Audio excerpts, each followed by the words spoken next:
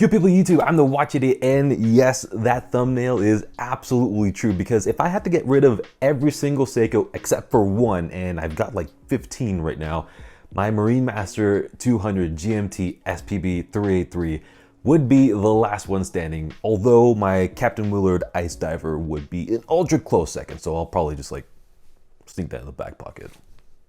Hope no one notices. Anyway, I've now owned this Marinemaster 200 GMT for about 8 months, so I've come to understand why exactly this watch is just so good and confirm that this goodness can actually last past the honeymoon phase. So in this video, I'll go over the 3 loves and 1 kind of dislike, I guess, that won't apply to many folks out there, including myself. So basically 0 dislikes on my end, but yeah, let's just get into it.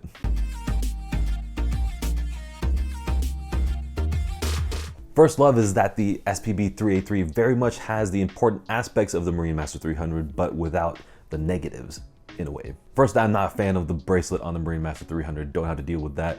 But also, since it's a monoblock case, a wonderfully beautiful monoblock case, it does mean that it's an absolute unit of a watch, which is, again, super cool, but it makes it a bit tiring to wear. So I decided to sell it a long time ago, but I couldn't really actually get around to selling it and letting it go without having a replacement, just because it's such a special experience. And I've looked at it and tried other versions like the Baby Marinemaster, the Steel Master, and also the more expensive SLA versions, and none of them really just did the trick, and they weren't replacement worthy enough. So nothing happened with Marinemaster 300. Fast forward to me getting the Marinemaster 200 GMT last year, and now owning it for about 8 months, I can confirm that I can replace the Marinemaster 300 for this. That's because it combines the best of the Marinemaster 300 with wearability, which is not an easy thing to do, and that's also why the Marinemaster 300 is now officially for sale. More info in the description if you're interested. And of course, the Marinemaster 200 GMT doesn't have like the full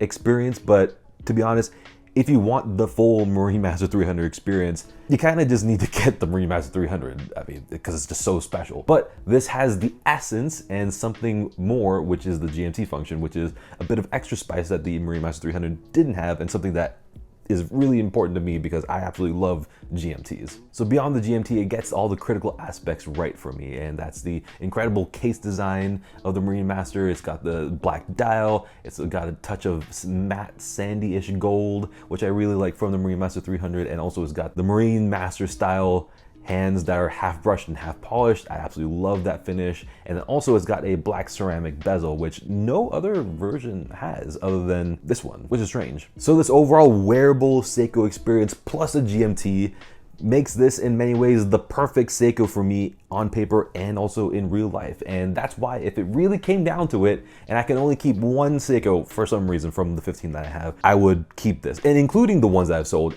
this would be the one I would keep, because it's just that good. I mean, it's got everything that I love about Seiko in one package. It's kind of crazy. Next love is the case design, because regardless of it having the Marinemaster 300 experience, I think that the watch is an incredible watch in its own right, and a big part of that is the case. And that case is just pure Marinemaster and pure Seiko. Every time I have a Marinemaster 300 style watch on the channel, I say that it's one of my favorite cases, if not my absolute favorite case design ever, because from the front you see the brushed lugs and a strong stance, but then you see it from the side.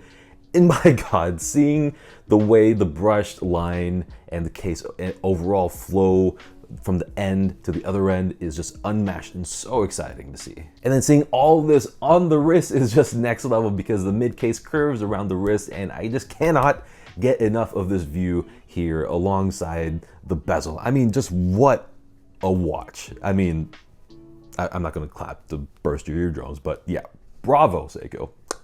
And next love is comfort, and comfort is one of those forgotten aspects of a watch, but for me it's easily the most important aspect of a watch that I actually plan to wear, because if it's not comfy and I don't like the way it feels on the wrist, then I'm not really gonna wear it that much, no matter how awesome everything else is. And that comfort starts with the design of the watch. The mid case, the case back taper inward, meaning that it sits low and close to the wrist, and the lugs curve down, which not only looks great, but it also helps the watch wrap around the wrist. And I've had it on this FKM rubber strap since day one, and the strap itself is unbelievably comfortable because it's curved and it's just sized perfectly, but also that plus the case just makes for a watch that I can just wear forever and never have to worry about it. And if you're curious, the link to the strap is in the description or pinned comment. And a quick bonus point here, because I didn't know where exactly to make this point, but I wanted to make sure that I did in fact make this point. So people have very strong feelings about Seiko movements and their accuracy and stated accuracy. And I'm not talking about function in this section, just because for my use case, I actually prefer collar GMTs, so it works out nicely on that end. But going back to accuracy, I'm not gonna let a movement that slow ruin my fun. I mean, if I like a watch, I'm gonna wanna wear it, and I'm not gonna deny myself the enjoyment of a particular watch just on the off chance that it might be not as accurate as I would like for it to be. I mean, should Seiko movements have tighter accuracy ranges? Yeah, absolutely, that should be happening from the factory. But I mean, I can't go back in the future and change things, so we're dealing with what we have right now, and let's hope that they improve. And plus, getting your watch regulated by a watchmaker really isn't that expensive, and you can actually adjust the watch on your own as well. I mean, I adjusted my SKX that was almost 20 seconds slow to be 8 seconds fast. For me, especially with Seikos, so long as it's fast, or any watch really, so long as it's fast, I'm good. That said, the fact that my Longines gains like 0.2 seconds a day is really, really fun. If these movements from Seiko were breaking all the time or not functioning or some sort of catastrophic failures happen quite often, that would then give me pause and make me not want to buy a watch. Kind of what happened with Soprod movements in their GMTs. Like, I mean, there have been reports of the crown just popping off and things like that. No, I'm not gonna deal with that at all. But for Seiko's running a little bit fast, just pop the crown out, wait for it to get to the right time, pop it back in every 1 or 2 weeks or whatever it is.